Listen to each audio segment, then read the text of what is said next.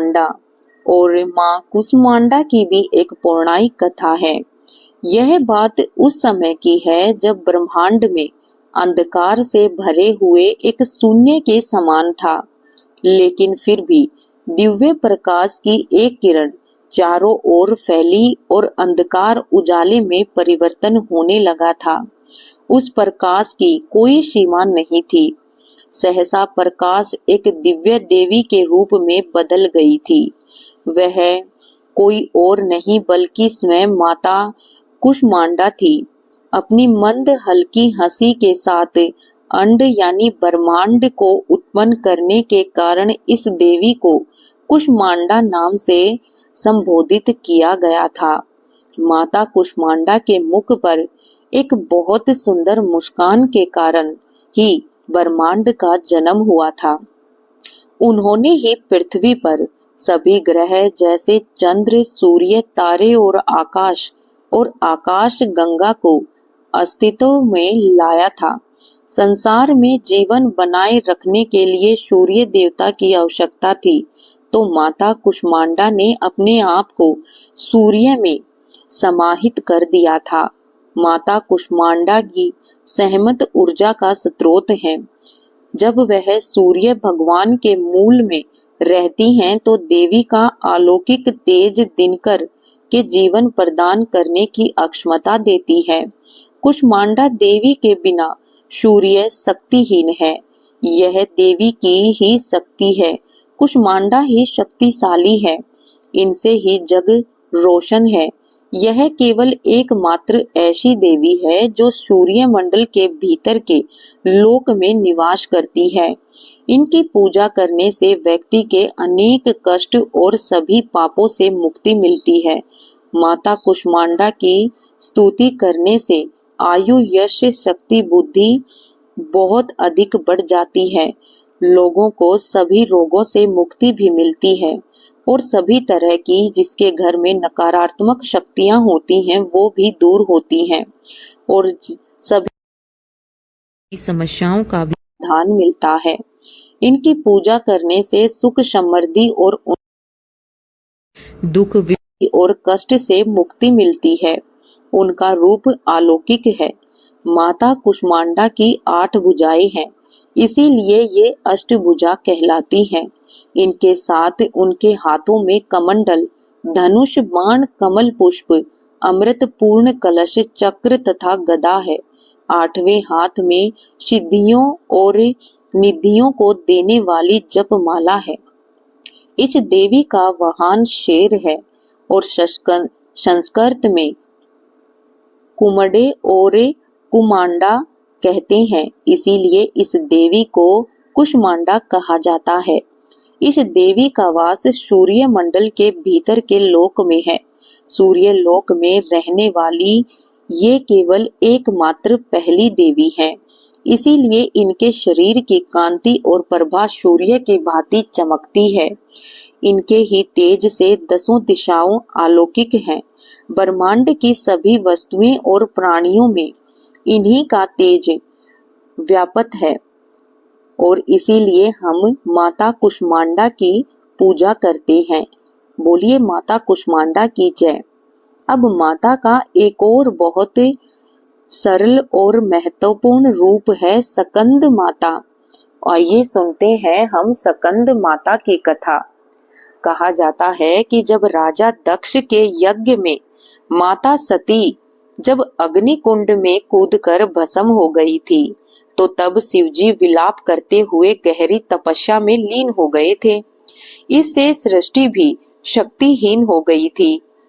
असुरों ने इस मौके का लाभ उठाया था और एक असुर जिसका नाम तारकासुर था, उनकी अपनी कठोर तपस्या से ब्रह्मा जी को प्रसन्न करके अमर होने का वरदान मांगा था। तब ब्रह्मा जी ने कहा था कि तारकासुर इस धरती पर जिसका जन्म हुआ है उसका मरना तो निश्चित है, कोई भी अमर नहीं हो सकता। तुम कोई और वरदान मांगो। यह सुनकर तारकासुर बहुत दुखी होगा। कुछ देर के सोचने के बाद तारकासुर ने अपनी कुटिल मुस्कान के साथ कहा कि हे भगवान, मुझे अब यह वरदान दे दीजिए कि मेरी मृत्यु भगवान शिव के पुत्र के हाथों से हो। ब्रह्मा जी ने कहा कि तथास्तु और अंतर ध्यान हो गए। तारकासुर ने यह सोच लिया था कि भगवान शिव तो माता सती के वियोग में अनादि काल से तपस्या में लीन रहेंगे और माता सती के स्थान शंकर भगवान किसी और को देंगे नहीं, अतः वो तब अब विवाह करेंगे ही नहीं, तो उनकी मृत्यु होगी कैसे जब शंकर का पुत्र ही नहीं होगा। जब भगवान शंकर विवाह ही नहीं करेंगे तो इनकी मृत्यु होना तो अनिश्चित है और यह तो असंभव है। एक प्रकार से तारकासुर स्वयं को अमर समझ बैठा था। वह बहुत ही शक्तिशाली और क्रूर हो गया था। यह वरदान मिलने के बाद उसने देवताओं पर अत्याचार करना शुरू कर दिया था। देवतागण भी बहुत परेशान हो गए थे और उन्होंने ब्रह्मा जी की से मदद मांगी थी।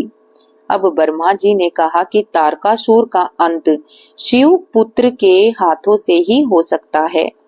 यह सुनकर इंद्र और समस्त देवतागण भगवान शिव के पास पहुंचे और इस सृष्टि को तारकासुर से मुक्ति दिलाने का निवेदन करने लगे।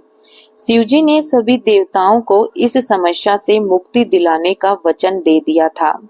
तब भगवान शिव ने पार्वती को अपनी प्रति अनुराग की परीक्षा लेते हैं और माता पार्वती की तपस्या से प्रसन्न होकर उनसे विवाह करते हैं।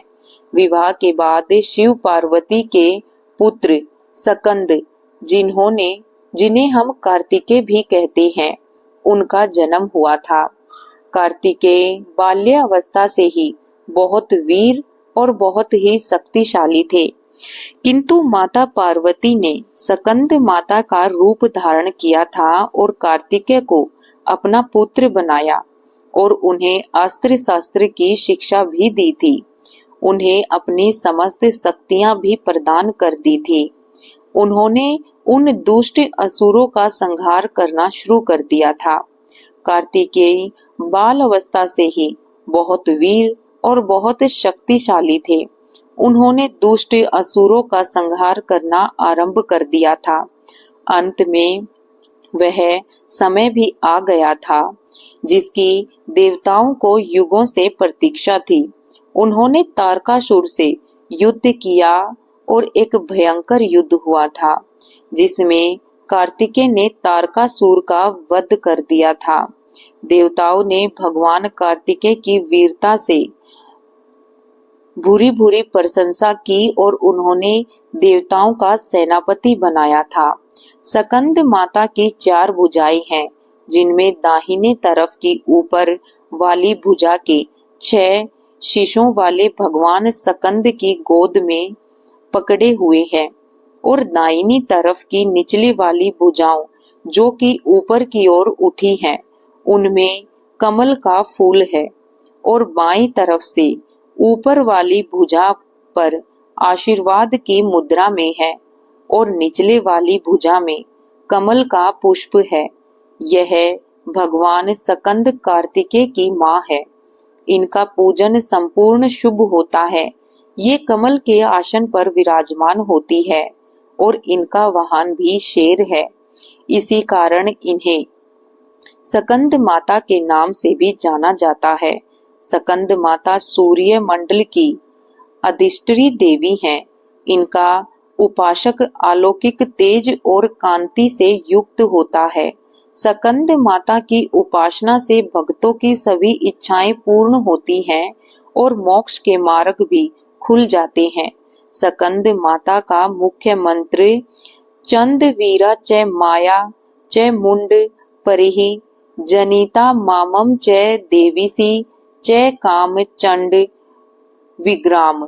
एक बार प्रेम से बोलिएगा स्कंद माता की जय।